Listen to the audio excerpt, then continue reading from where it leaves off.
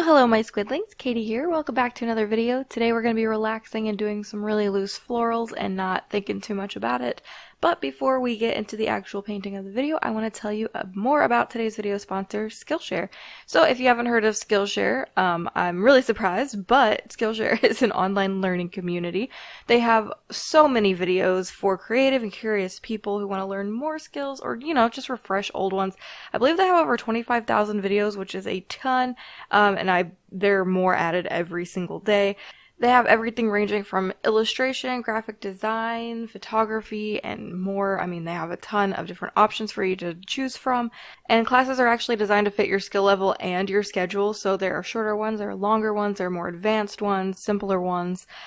And the first 500 people who click the link in the description will get 2 free months of Skillshare Premium, so go ahead and click that link and get you some free Skillshare. Today I watched a video called Fun and Loose Florals, Leaves, and Butterflies by Yasmina Creates, and I've really been wanting to get into loose florals lately because they just seem like fun, and this was a really great way to kind of step into it.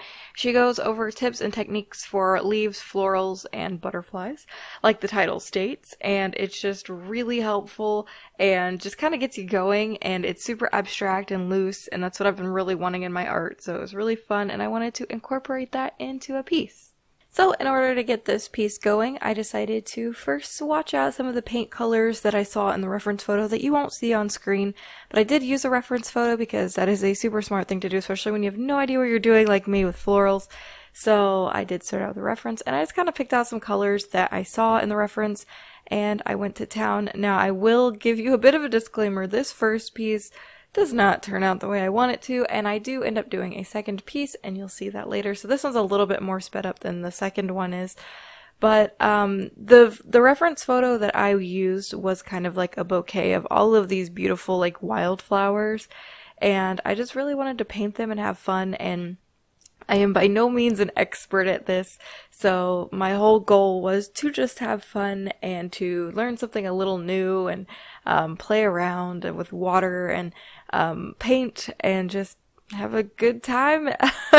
I do really like how some of these flowers turned out. I think looking back, if I could change some stuff, I think I would have made the sunflowers a little bigger, and I would have kind of made everything a little closer together.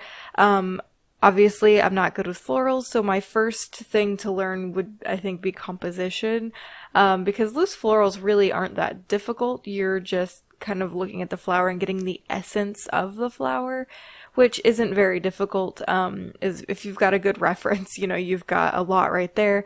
So, yeah, the colors in this piece were kind of really nice, except I wish I had added maybe some blue flowers, like taken away from the reference and gotten a different reference, maybe added some blue flowers in there, and that kind of goes for my second piece too. I do wish I had stuck with that, but that's okay. I also decided to add a third yellow flower in there, but I don't think that was such a great idea. So now on to the actual piece that I ended up liking a lot more.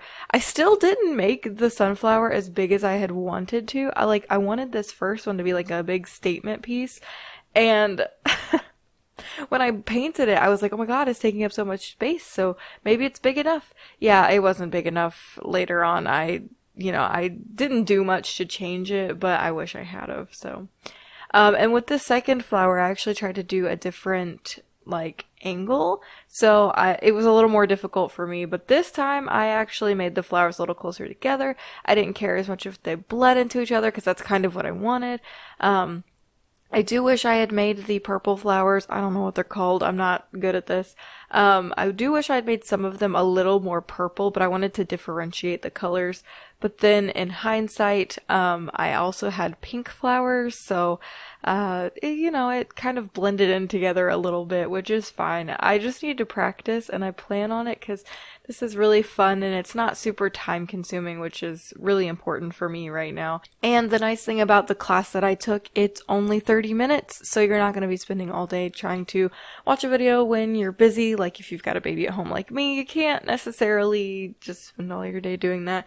Speaking of which, if you're interested in the specific class that I used or watched, I will link it in the description below as well. But all in all, this is fun, and I just love learning new skills with Skillshare. They're super amazing, and I use them all the time, especially when I want to learn something new like this. So again, if you're interested in 2 free months of Skillshare, I will have a link in the description below to where you can go check that out. Here's a look at the final piece. This was really fun. It's a little muddy, but that's okay. We're going to practice and make it better. So anyway, if you're not a part of our Cute Squid pod, hit that subscribe button down below. Also, don't forget, I have social media in the description below as well. I'm not super posting on it right now, but I'm getting there, I promise. I want to thank you so much for watching, and until the next video, my adorable squidlings, toodaloo!